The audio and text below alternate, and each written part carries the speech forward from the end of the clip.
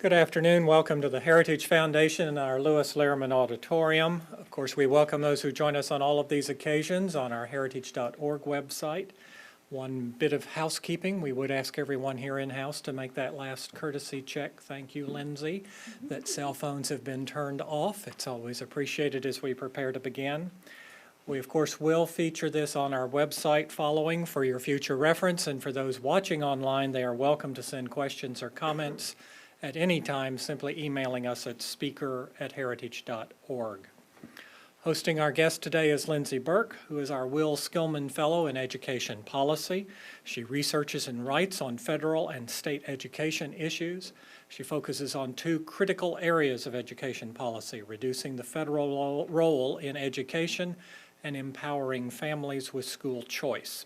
Her commentary, research, and op-eds have appeared in various newspapers and magazines, including the Washington Times, National Review Online, The Atlantic, Time, and Newsweek.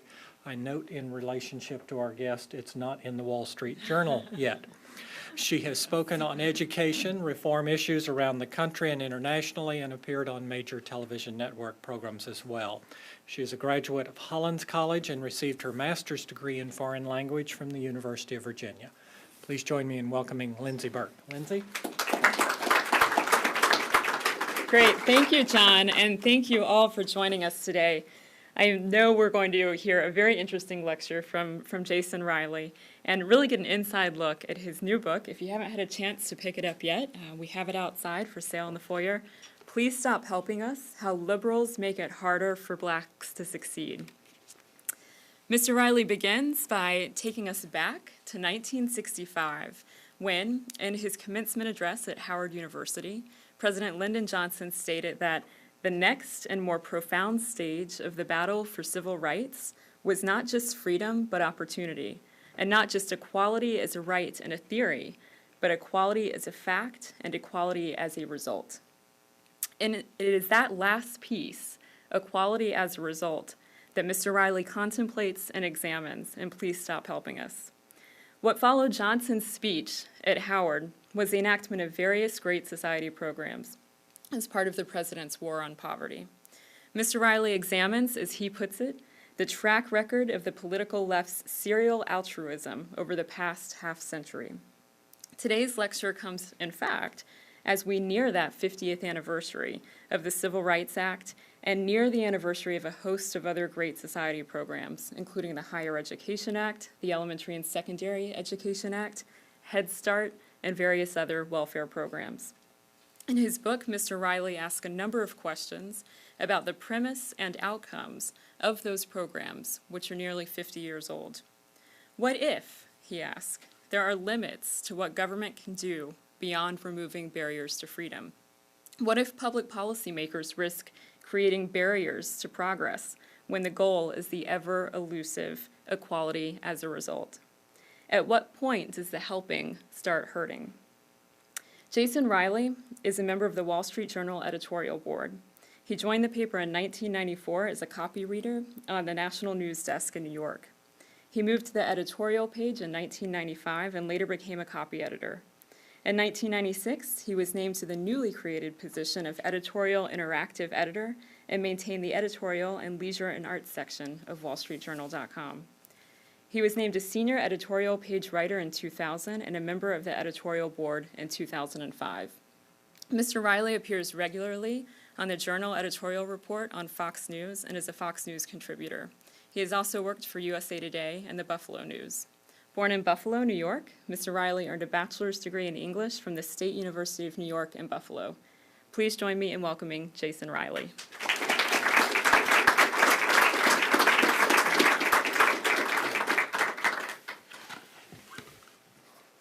Thank you for that introduction, John and Lindsay. Lindsay has actually appeared in the Wall Street Journal, just not under her byline, but she's been a fabulous source of mine over the years and someone I could turn to sometimes on very short notice to walk me through various policy initiatives that the White House released on a Friday afternoon right before a long weekend at 5:30 p.m. when no one was paying attention. Lindsay was paying attention, so I want to thank her. And from where I sat as a journalist, that's pretty much what you get from the Heritage Foundation in general. So I want to thank them for hosting this event and for their support with the book and for doing what they do. I very much appreciate it. Tom Sowell, one of the people I dedicated this book to, once wrote that some books you write for pleasure, and other books you write out of a sense of duty, because there are things that need to be said and other people who have better sense than to say them. When I started out as a journalist 20 years ago, I really had no expectation of focusing on race per se. People like Sowell and Shelby Steele and Walter Williams and Clarence Thomas and other blacks, to my mind, had already said what needed to be said and had been saying it for decades and had been saying it more eloquently than I ever could. But over the years, and with some prodding from some of those guys, it occurred to me that not enough other black writers were following in their footsteps. It also occurred to me that liberal solutions to the black problems were just as wrong-headed today as they had ever been. Not only were they not working in many cases, they were making matters worse, much worse. And I wanted to push back at this sort of fake altruism, however well-intentioned. And the result is this book, which I hope will add another voice to that debate. As Lindsay mentioned, I grew up in Buffalo, and on a visit home many years ago, shortly after I started working at the paper, I found myself at my older sister's home chatting with my niece, who at the time was maybe in around second grade. And I was asking her about school and her favorite subjects and that sort of thing. And suddenly, out of the blue, she stops me and she says, "Why you talk white, Uncle Jason?" She then turned to her little friend who was there with her and said, "Don't my uncle sound white? Why are you trying to sound so smart?" Now, the girls were just teasing, of course, and I smiled, and they enjoyed a little chuckle at my expense. But what she said stayed with me. I couldn't help thinking that here were two young black girls, 8 or 9 years old, already linking speech patterns to race and intelligence. They already had a rather sophisticated awareness that as blacks, white-sounding speech was not only to be avoided, but mocked in the speech of others. Now, I shouldn't have been too surprised by this, and I wasn't. My sister and countless other black friends and relatives teased me the same way when I was growing up. What I had forgotten is just how early these attitudes take place. 8-year-olds, already afraid of speaking properly for fear of being called white or acting white. I spent a lot of time in the book talking about black culture, about the problems with black culture, and about how liberal politicians and policymakers and intellectuals do blacks no favors when they make excuses for black cultural defects instead of denouncing them.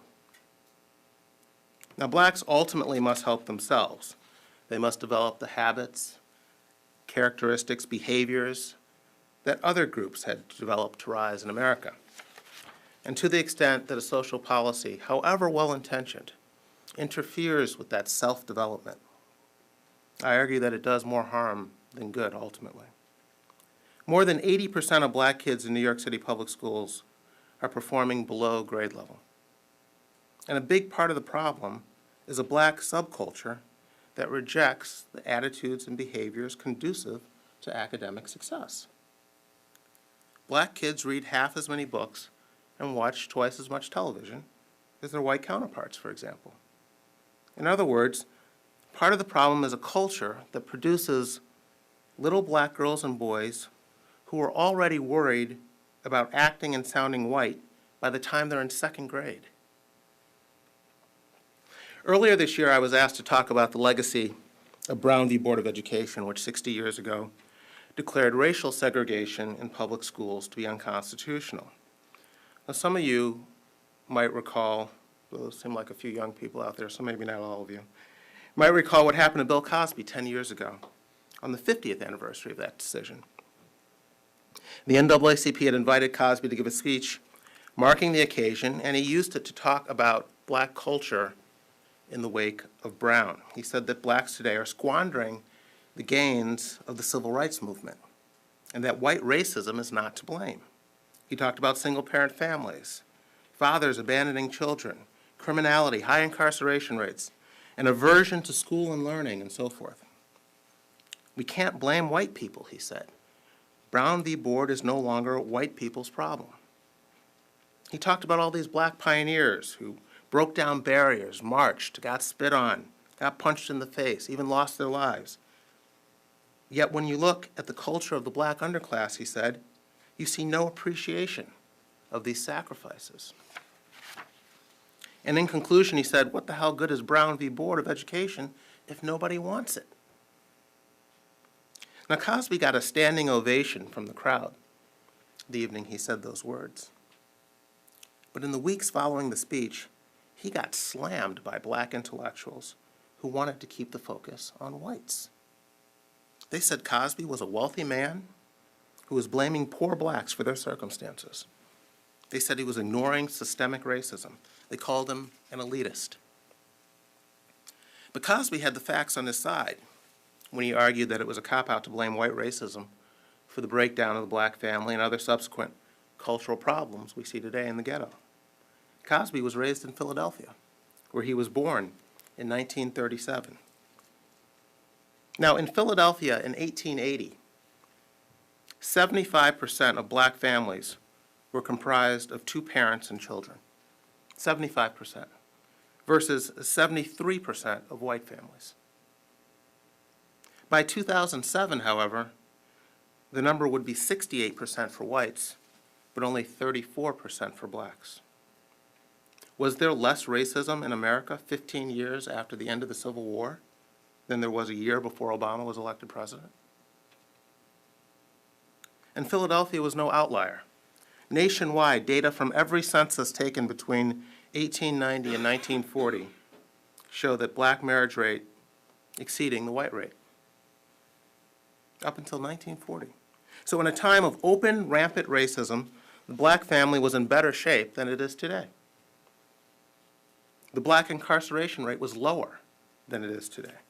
The black labor participation rate was higher than it is today. Speaking of Obama, since becoming president, he too, on occasion, has spoken about the breakdown of the black family and its larger consequences. Last year, he spoke at Morehouse, a black college in Atlanta. And he said, I was raised by a heroic single mother and wonderful grandparents who made incredible sacrifices for me. And I know there are moms and grandparents here today who did the same for all of you. But I still wish I had a father who was not only present but involved. And so my whole life, I've tried to be for Michelle and my girls what my father wasn't for my mother and me. I've tried to be a better father, a better husband, a better man. He told those black men in the audience, be a good role model. Set a good example for that young brother coming up. If you know someone who isn't on point, go back and bring that brother along. The brothers who have been left behind, who haven't had the same opportunities we've had, they need to hear from us. We've got to be in the barbershops with them. We've got to be in the church with them, spending time and energy and presence helping to pull them up, exposing new opportunities. We have to teach them what it means to be a man. Now, that might sound like common sense to you and me. In fact, most people in this room, myself included, probably wish that this is all Obama would talk about all the time. But when Obama or Bill Cosby say these things, they get slammed by the white left and the black left. You are not allowed to talk about black culture. Those are fighting words.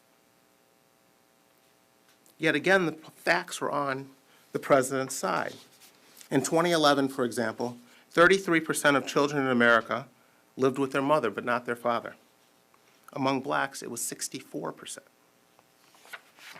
For decades, studies have shown that the likelihood of teen pregnancy, drug abuse, dropping out of school, and many other bad social outcomes increases dramatically when fathers aren't around. One study found that black boys with a father or black boys without a father were 68% more likely to be incarcerated than those with a father around. They found that, quote, overall, the most critical factor affecting the prospect that a male youth will encounter the criminal justice system is the presence of his father in the home. All other factors, including family income, are much less important.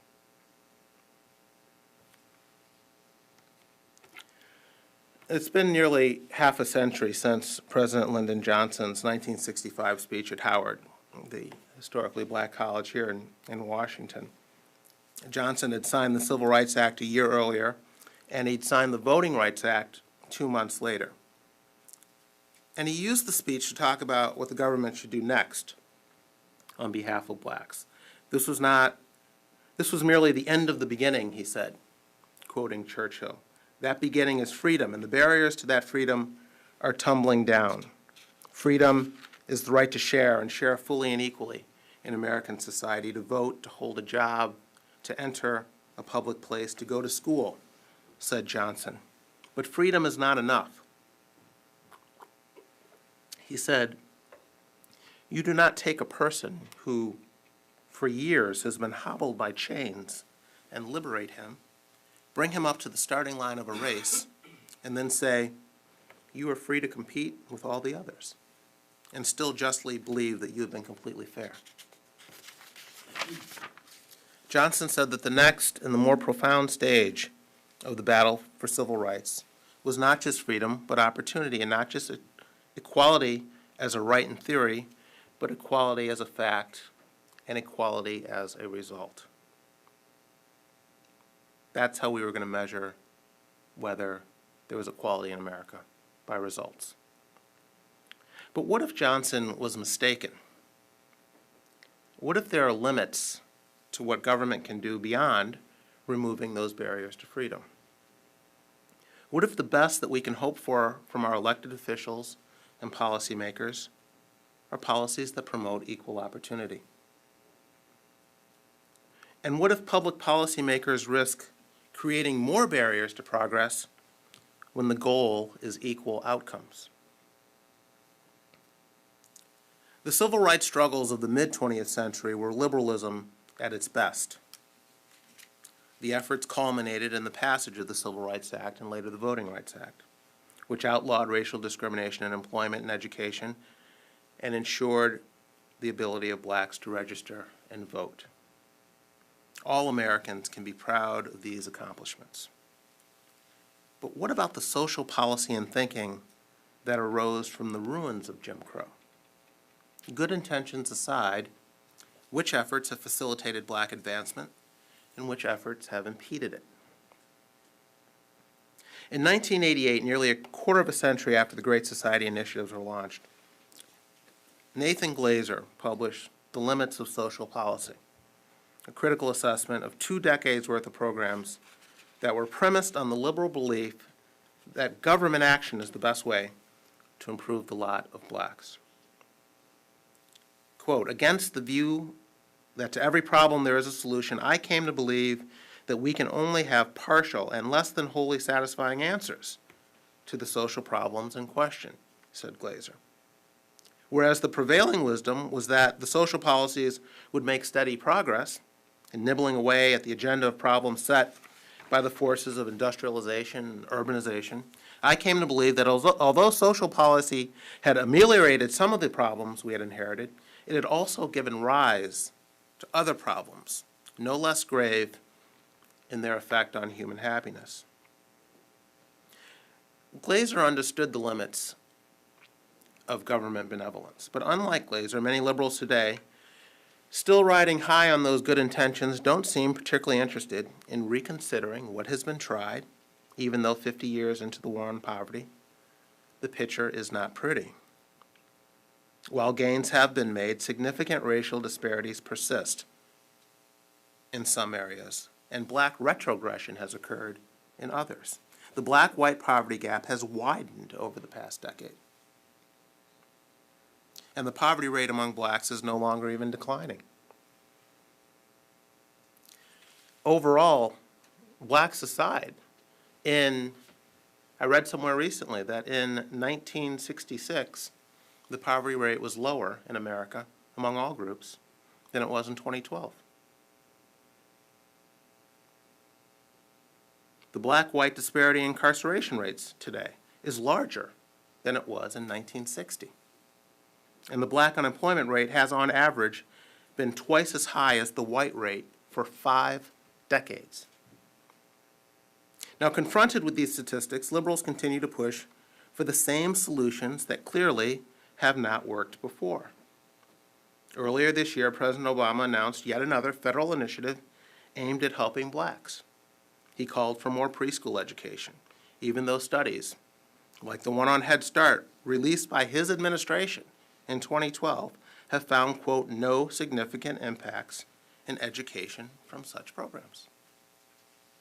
Obama said that he wants to increase reading proficiency and graduation rates for minority students, yet he opposes school voucher programs that are doing both.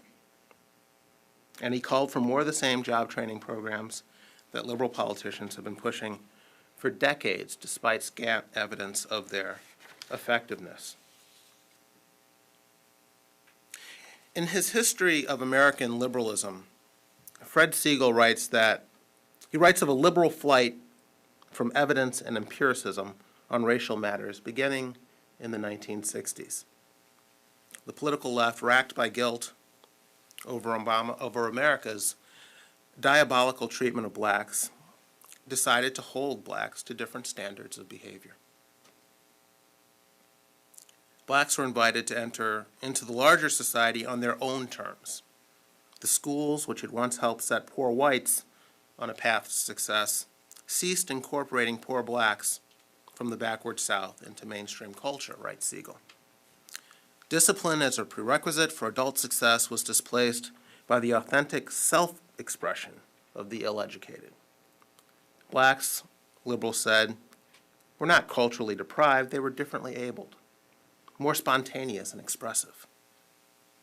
Liberals tried to improve conditions for blacks without passing judgment on antisocial black culture. Quote, like devout Christians getting right with Jesus, liberals struggled to get right with racism, writes Siegel. They wanted to help blacks in the worst way, and that's just what they did.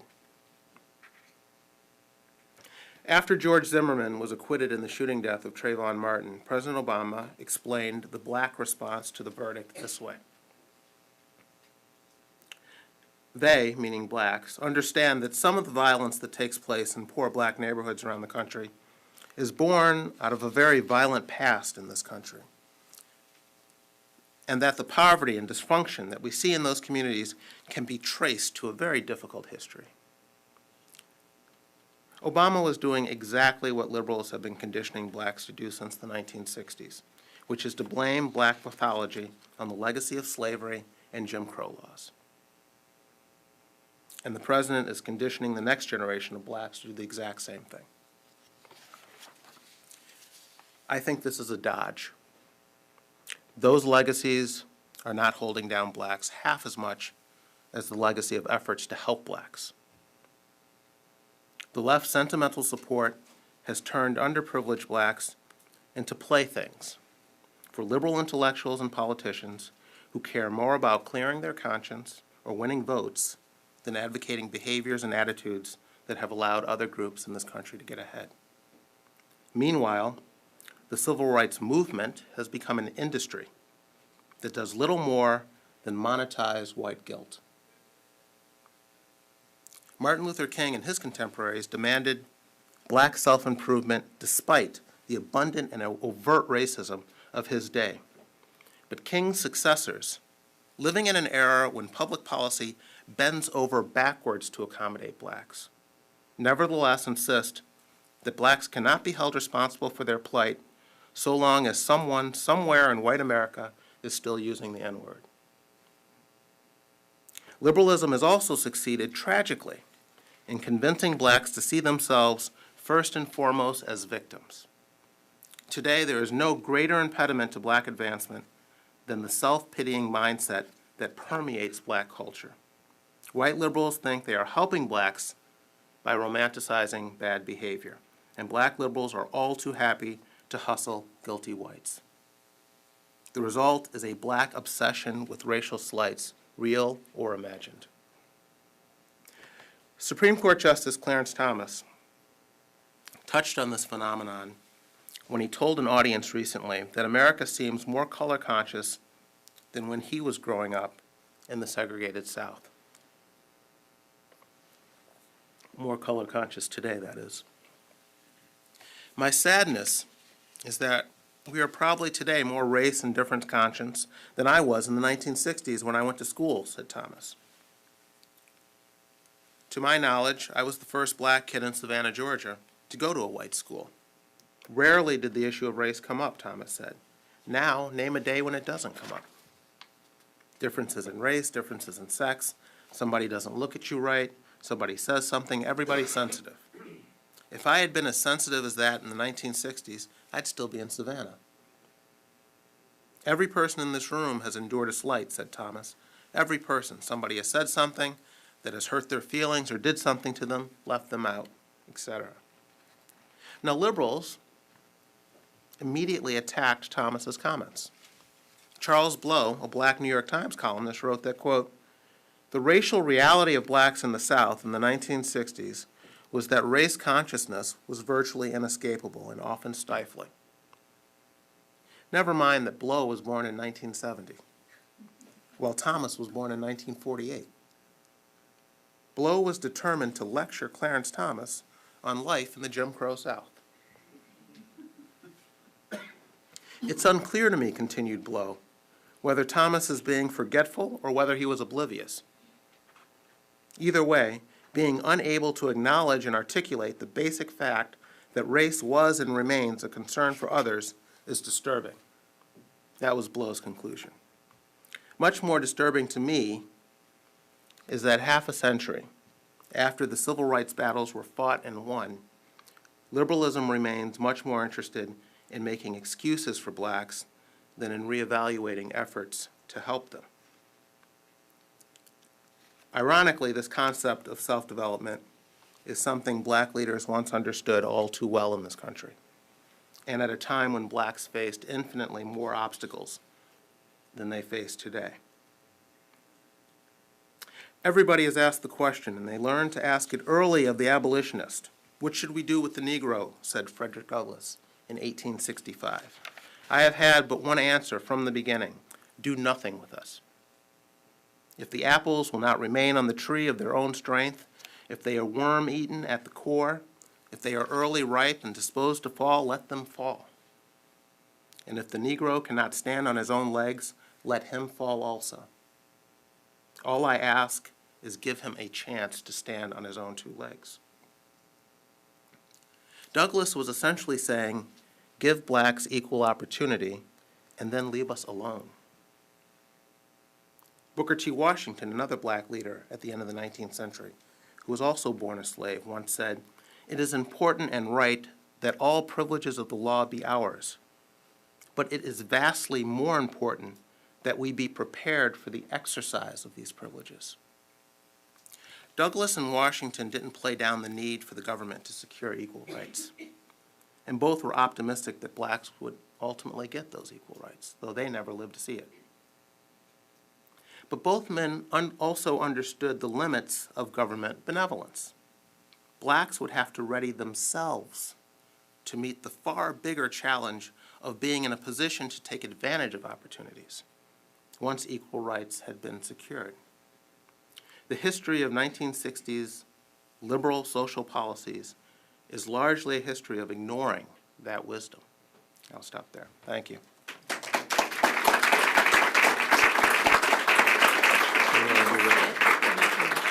Answer sitting? Actually, yeah, he's doing. I thought we had other mics over there. Perfect. Great. Well, Jason's kind enough to take your questions, so if you'll just raise your hand, we have mics coming around. If you wait for the mic to reach you. Yes, sir. You get the first one, Todd.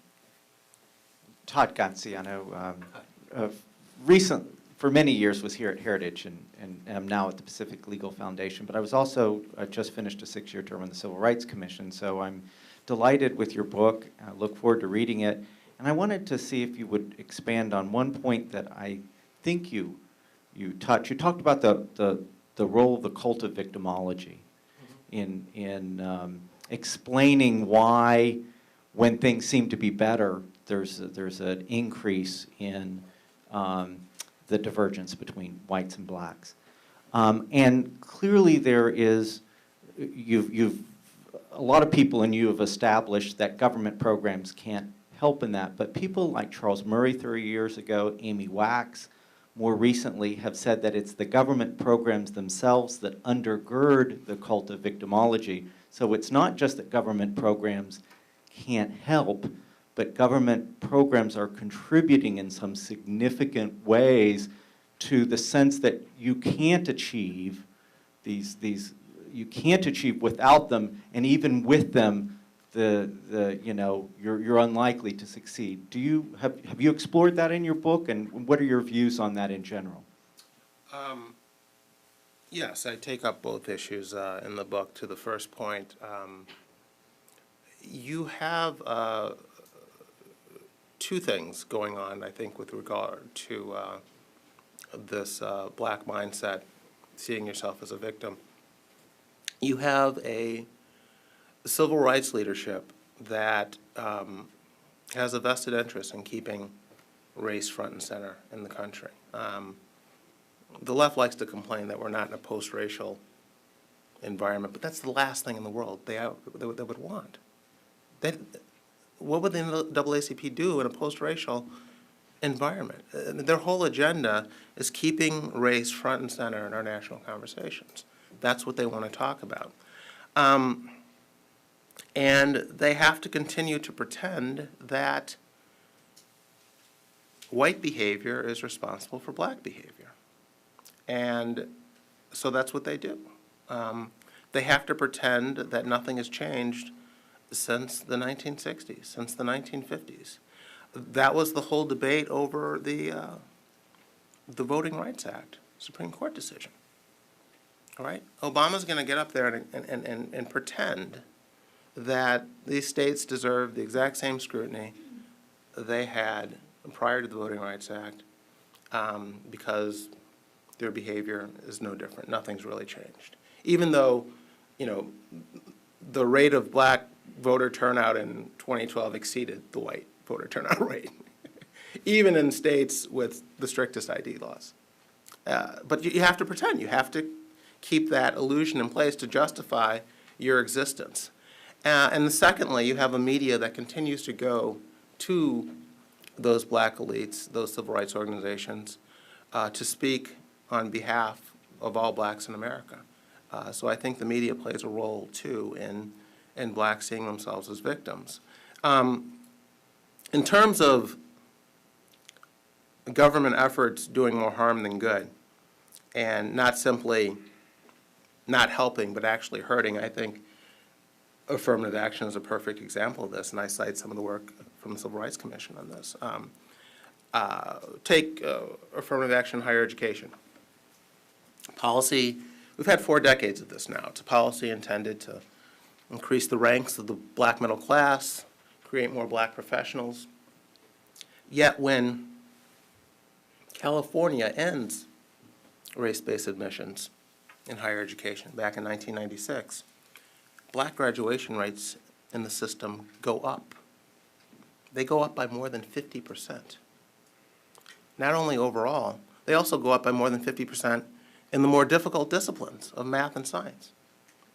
So as a result of affirmative action policies, we have fewer black professionals today than we otherwise would have had. And of course, what's behind that is that the policies were mismatching kids with schools. A great example of this is a study done some years ago at MIT. Black kids at MIT score in the top 10% on the math section of the SAT scores of all kids in the country. But they're in the bottom 10% of math scores at MIT. So you have these very smart kids who be doing brilliantly in a less selective institution, but they're struggling at MIT. And MIT could really care less because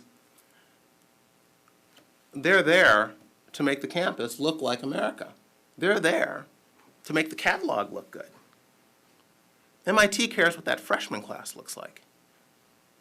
Who graduates is a secondary concern at best when it comes to these black kids.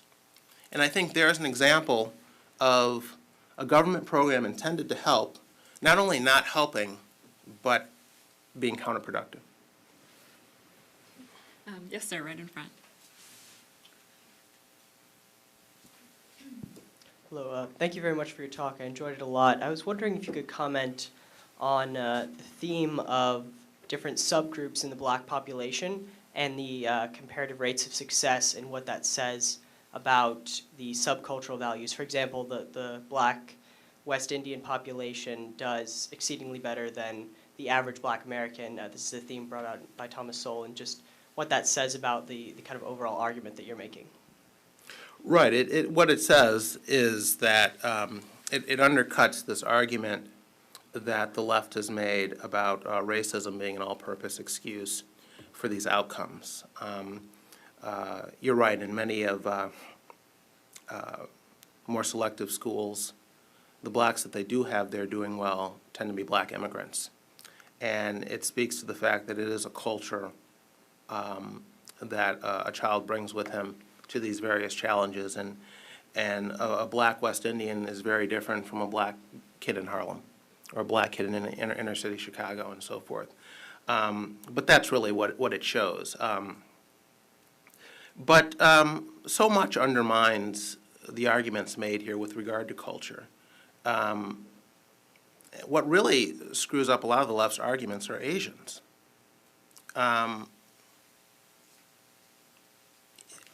If you argue that the teaching methods in our schools today are too Eurocentric for black kids, what explains how well Asians do? I mean, if you argue that black kids are being kicked out of or suspended from school for bullying due to racism, what explains the fact that white kids are suspended more than the Asian kids?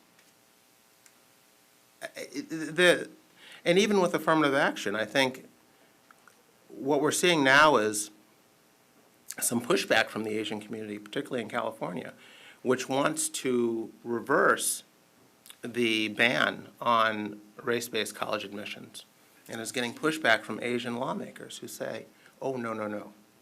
There are a fixed number of freshman slots here. And we found out after this ban went in place, and we watched Asian enrollment spike, that these affirmative action policies had been artificially depressing the number of kids on these campuses, that there had been, in fact, an artificial cap on Asians at these schools. They didn't want Asians overrepresented.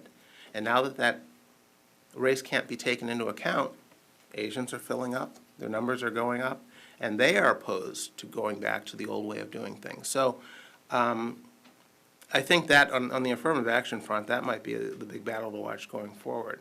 Now, the black liberals will have to explain why Asians should be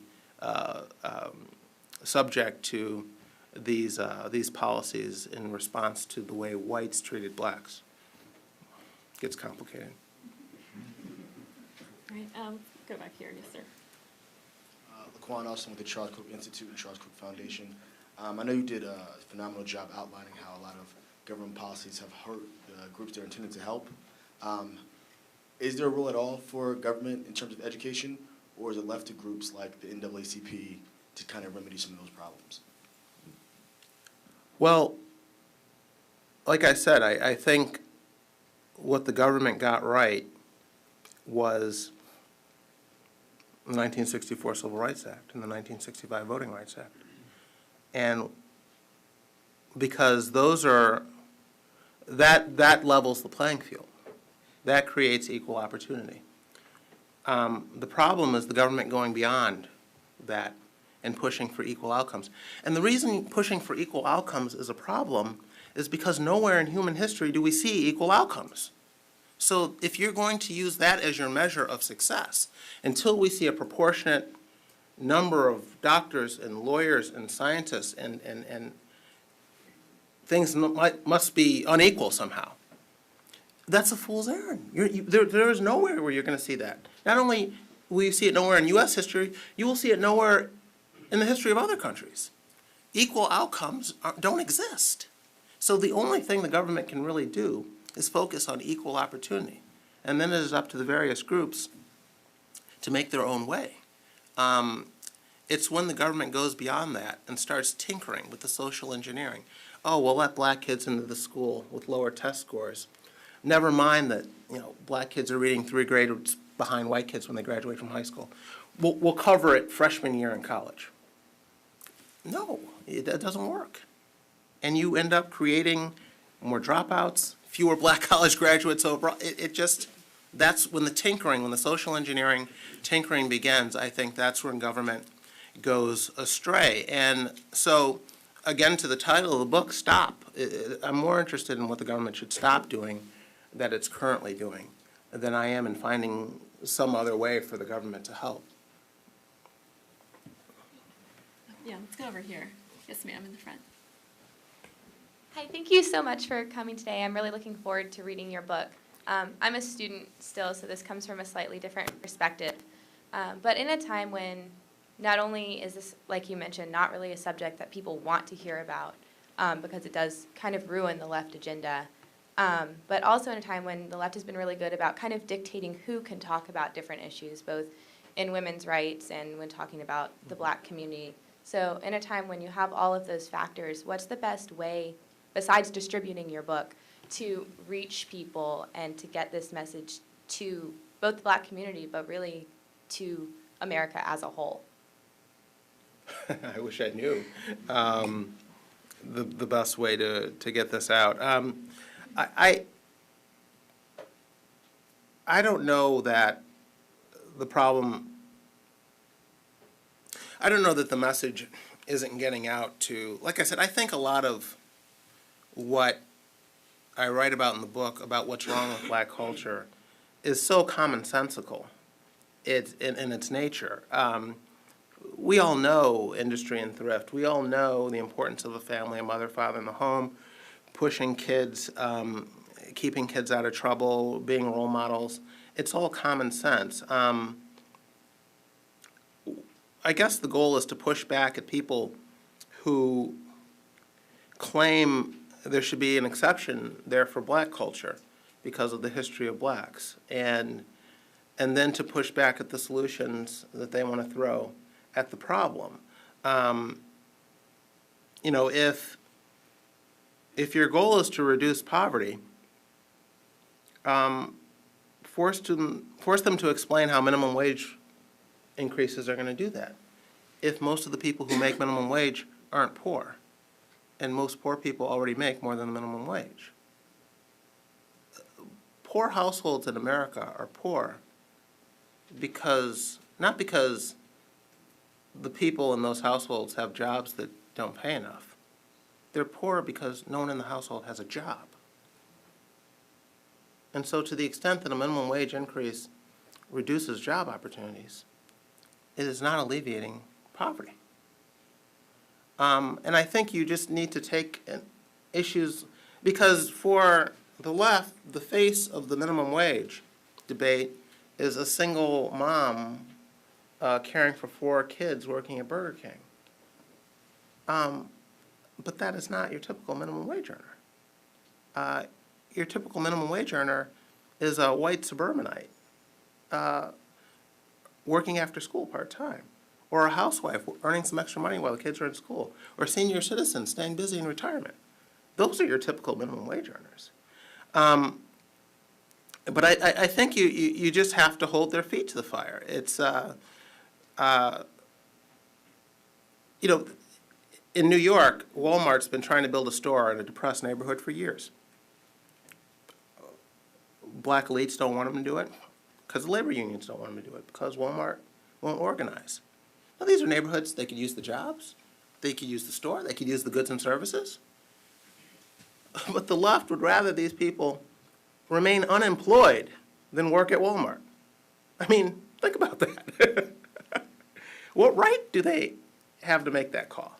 But that's And I think you just need to bring up these examples and bring some attention to them, because the stuff is really, it's really outrageous when you think about what they're getting away with and the arguments they're making to get away with them.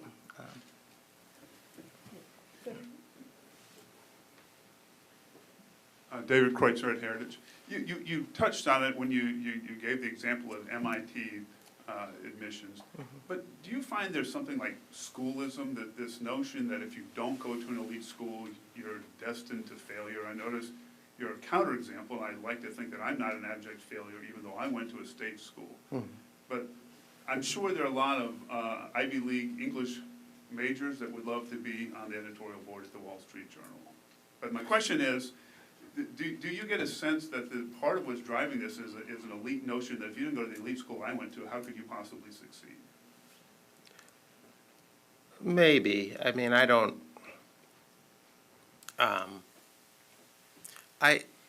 I think what drives the left is this vision that they have of how America should look in terms of outcomes.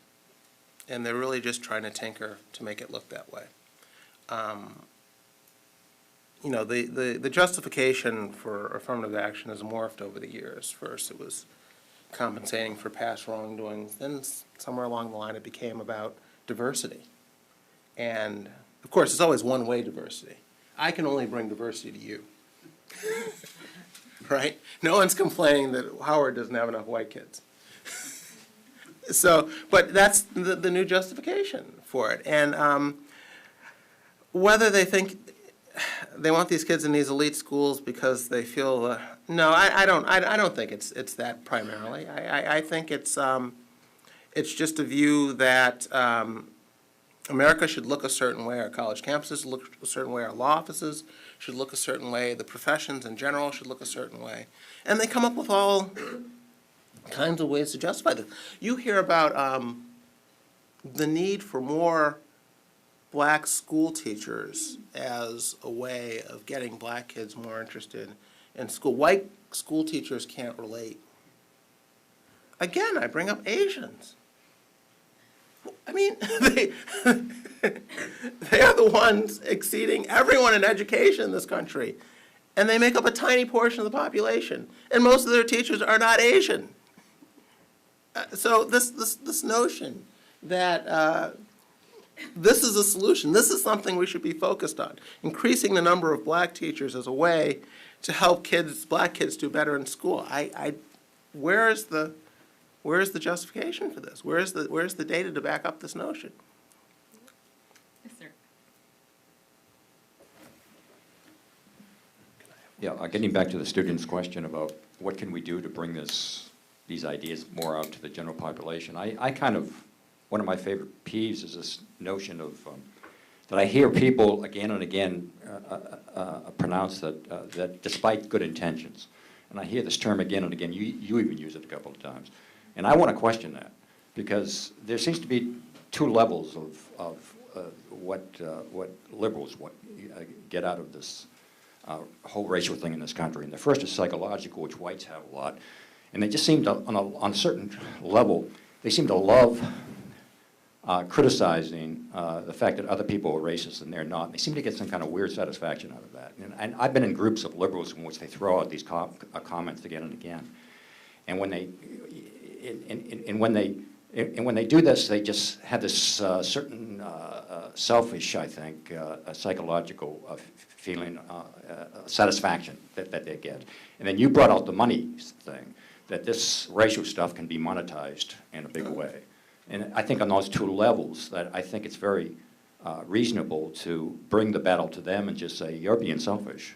And that you don't have good intentions. And I really, in my own vocabulary, I've dropped that. And I don't give these people the benefit of the doubt that they have good intentions. And I think if we do that more often, I think that will somehow make some of these people question their own motivations. And if we bring the argument to them, and because quite frankly, in a room when there are liberals and conservatives, the only non-racialists in that room are the conservatives. They don't have, they're post-racialists, in my observation, and I watch things very closely about this type of thing, and that's just my feeling. about when we bring this, when we try to change this country back to something better than what it is in terms of racial relations.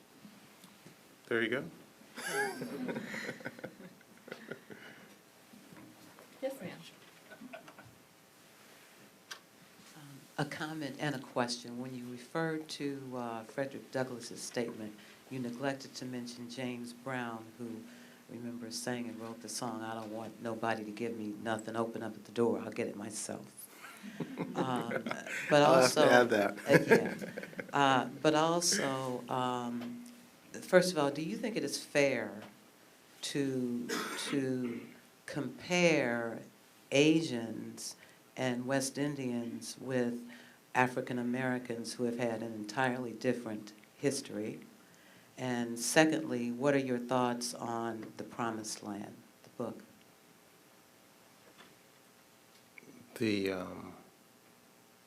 The Promised Land.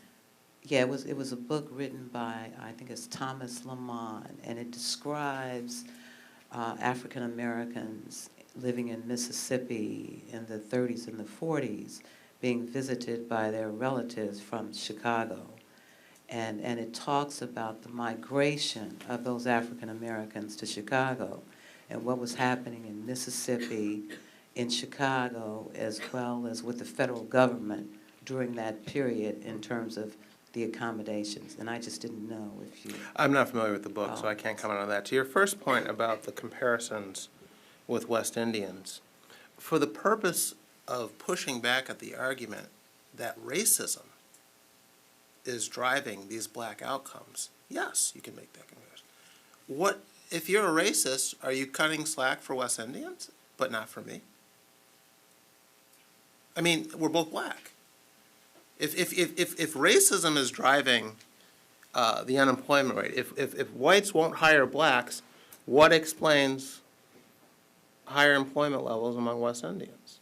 If racism is the result of outcomes in schools, academic outcomes, if there's no visual difference between a West Indian and a black American, yes, I think that's an appropriate comparison. Absolutely. Yes, sir, in the front. Hi, I thought your points on Asians were very interesting, but I was wondering, have you ever drawn comparisons between Jewish people and black people? Jewish people have obviously had a very rough history, but have been very successful in America. And I mean, anti-Semitism obviously still exists too. Yeah, I mean, I don't think it's productive to get into who's had it worse. No, arguments. not at all. But the fact of the matter is many groups have had a tough go of it. And my point is that what have they used to rise from poverty to prosperity in the U.S.? And if you look at the history of certain groups, whether it's Jews, Asians, Irish, Italians, Germans, you see similarities in patterns. One of the things I didn't get into in the speech, but that I do in the book, is this debate over whether political power for a group is important in their rise from poverty. And I argue that history suggests it is not. And if you look at some of these other groups, Jews are a good example, Germans, Italians, Chinese, other Asian groups, their focus has been on economics first. The politics came later. The civil rights movement took the opposite route. It made the goal political power, culminating, of course, first in the passage of the Voting Rights Act and the Civil Rights Act, but also in pushing things like racial gerrymandering and to get more black elected officials. This was supposed to be a key to the rise of the black middle class. And then ultimately you get a president, the culmination of this vision that political power is important. And my conclusion is that I think what it shows in the age of Obama, after we've achieved this pinnacle in terms of the highest office in the land, that a black man in the home is much more important than a black man in the White House. I mean, that's the bottom line. And if you look at these other groups, that was the bottom line for them too. And there have been some exceptions to this rule. Irish come to mind. Someone mentioned Tom Sowell earlier. He's done some work on this. So has Michael Barone. The Irish went the route that blacks have gone. They pursued political power first. In late 1800s, early 1900s, they had these political machines in cities, Philadelphia, New York, Boston. They were running things politically. But the Irish masses were not doing well at all. They remained in a very bad way for a very long time. And it wasn't actually until the fall, the decline of those political machines of the Irish, that the Irish began to rise as a group economically. So you can go another route. I mean, the Irish are doing fine today. But it was a much slower rise than the other groups experienced doing it in reverse, focusing on economics first. Focusing on what Booker T. Washington and Frederick Douglass were talking about, being prepared to take advantage of opportunities once the politics got right on that front. Time for one more? Yes, sir, in the back. Thank you. Dino Drudy, an interested citizen. What I find surprising is that there is relatively little debate among African Americans about this strategy. It just seemed to happen. Why do you think that is? Why is there not, and has there not been, for many decades, more grassroots pushback against this strategy which you describe as being so unsuccessful? Well, I think I take issue with the premise. There was a huge debate about this between W.E.B. Du Bois and Booker T. Washington, a very big knockdown, drag-out debate, and Du Bois won. He won hands down, to the point where Booker T. Washington remains among some blacks, persona non grata. Obama gave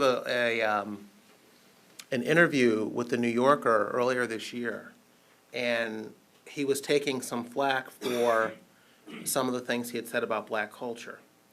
And he said to the interviewer something like, I say some of these things, and some people accuse me of having this sort of Booker T. Washington up up by your bootstraps mentality. That's not what I'm talking about.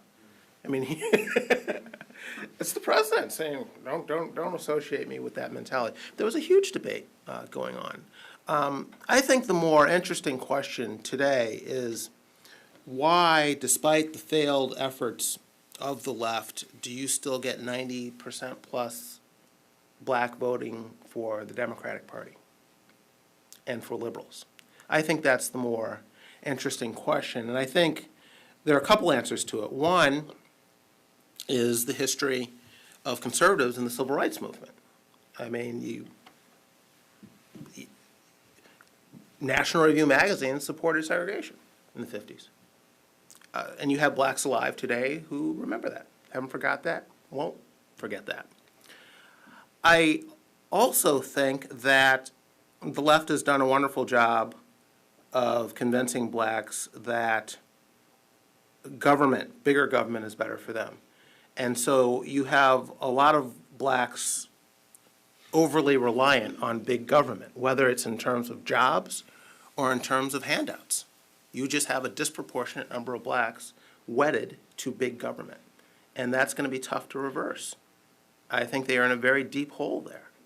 And thirdly, I'd say you don't have a huge outreach effort on the part of Republicans to seek black voters. They've pretty much conceded the black vote to the left. And I don't think there's racial animus behind that. I think the reality is that the Republican Party can still win elections without the black vote. And until that is no longer the case, I don't anticipate seeing a huge outreach effort. You have some exceptions. You know, Paul Ryan's been doing it. Chris Christie did it in his reelection bid in New Jersey. Over the years, you've had people like Jack Kemp or Richard Riordan out in L.A. or Stephen Goldsmith in Indianapolis. But those are really exceptions. there just isn't really a concerted effort. Right now in the GOP, you have a debate over Hispanic voters. People are saying, oh, can we still win elections if we don't tap into this voting block? And there's a debate over how to best go about doing that. But no such debate is really happening about blacks in the GOP. That just hasn't happened. And I think it's because right now they don't feel they need these voters. So I think that also blacks don't really feel they have much of an alternative in terms of who to turn to. But the debate goes back quite a ways. It goes back more than a century. Thank you. Please join me in thanking Jason again.